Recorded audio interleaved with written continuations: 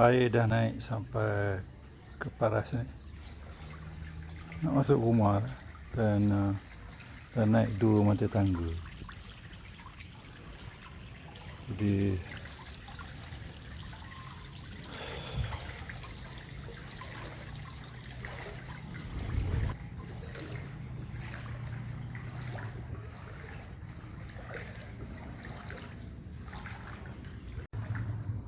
tu dia depan rumah. Ni jalan raya.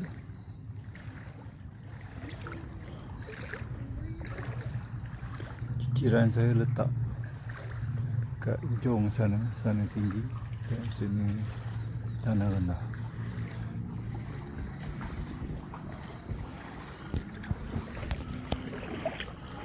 Jadi sampai kat pokok kelapa ni nampak dia selamat keluar akar dia.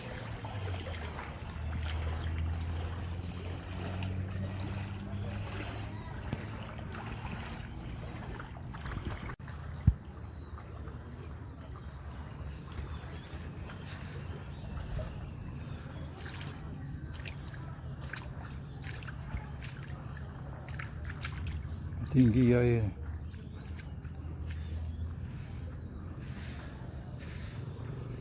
sampai dekat